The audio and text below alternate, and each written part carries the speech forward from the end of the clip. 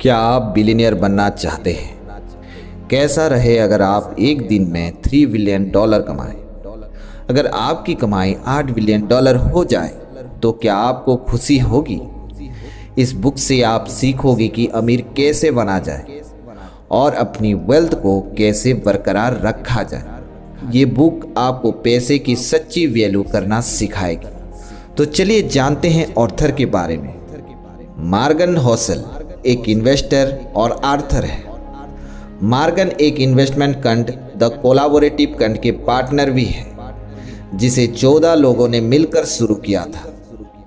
उन्होंने wall street journal के लिए भी कई आर्टिकल लिखे थे और वो 3 किताबों के आर्थर भी हैं। आप इनमें से क्या चूज करना चाहोगे? एक खूबसूरत बंगला या $3 बिलियन? फ्रीडम या अच्छी रेपुटेशन? क्या आपको लगता है कि आपने लाइफ में काफ़ी पैसा कमा लिया है? क्या आप जानना चाहते हैं कि $84.5 बिलियन कैसे कमाया था? अगर ये सारे सवाल आपके दिमाग में घूमते हैं तो आज का बुक समरी आप सभी के लिए खास होने वाला है। इसमें आपके हर सवाल का जवाब मिलेगा। उससे पहले अगर दोस्तों आप हमारे इस चैनल पे नए हैं तो चैनल को सब्सक्राइब और बेल आइकन को प्रेस करना मत भूलिए, क्योंकि हम इसी तरीके का वीडियो लेके आते रहते हैं। तो चलिए आज की इस बुक समरी को और ज़्यादा लेट ना करते हुए शुरू करते हैं। Summary of the psychology of money timeless lesson. इसे लिखे हैं Morgan Housel. The greatest show on earth. Arthur Morgan Housel जब कॉलेज में थे तो पैसे कमाने के लिए वैलेट की जॉब किया करते थे। जहां वो जॉब करते थे वो लॉस एंजलिस का एक आलीशान और महंगा होटल था। एक बार वहां एक गेस्ट आया जो अक्सर उस होटल में आया करता था। वो लड़का एक टेक्नोलॉजी एग्जीक्यूटिव था और काफ़ी तेज दिमाग वाला था। सिर्फ 20 साल की उम्र में ही उसने वाईफाई राउटर के लिए एक की कंपोनेंट डिजाइन करके उसे पेटेंट करवा लिया था। उस यंग मिलीनियर ने कई सारी टेक कंपनी स्टार्ट की और बाद में उन्हें बेच दिया। वो काफ़ी सक्सेसफुल था, लेकिन पैसे के मामले में वो थोड़ा अनलक्की था।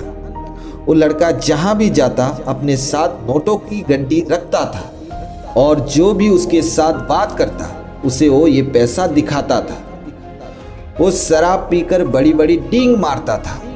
एक दिन उस आदमी ने गाड़ी पार्क करने वाले गार्ड को बुलाया और उसे कुछ नोट देकर पास वाली दुकान में जाने का ऑर्डर दिया। गार्ड को नोट के बदले दुकान वाले ने कई $1000 सोने के सिक्के दिए।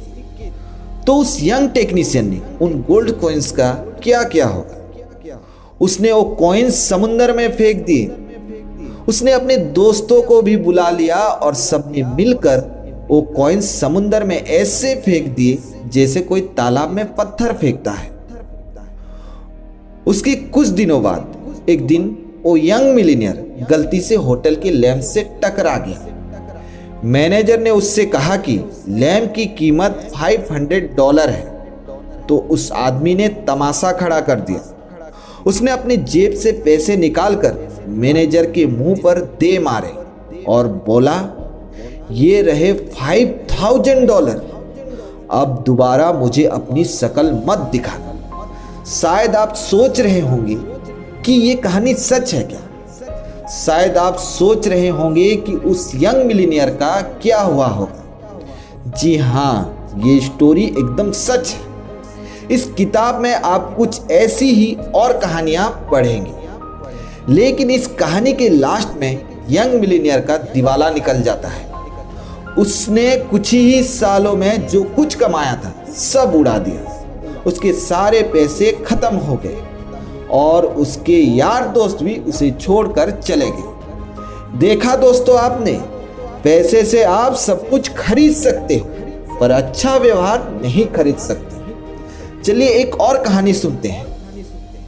रोनाल्ड रीड जेनिटर यानी दरबान था। वो एक छोटे से गांव में पैदा हुआ और पला बढ़ा था। वो अपने परिवार का पहला ऐसा इंसान था जिसने हाई स्कूल तक पढ़ाई की और उससे भी मजेदार बात ये थी कि वो रोज लोगों से लिफ्ट लेकर स्कूल पहुंचता था। रोनाल्ड एक साधारण जिंदगी जी रहा था। 25 साल उसने एक गैस स्टेशन में गाड़ियां रिपेयर करने का काम किया। उसने जीसी पन्ने में 20 सालों तक फ्लोर की सफाई का काम किया। 38 साल की उम्र में रोनाल्ड ने एक 2 बेडरूम का घर खरीदा। उसने वो घर $12,000 में खरीदा और अपनी पूरी लाइफ उस घर में गुजारी। रोनाल्ड की शादी भी हुई पर कोई बच्चा नहीं हुआ। जब वो 50 का हुआ तो उसकी वाइफ चल बसी थी। उसके पड़ोसी का कहना था कि रोनाल्ड की मनपसंद हॉबी लकड़ियां काटना था। जिस दिन रोनाल्ड ने न्यूज हेडलाइन बनाई वो दिन था उसकी मौत का। ये 2014 की बात थी। वो 92 साल का था।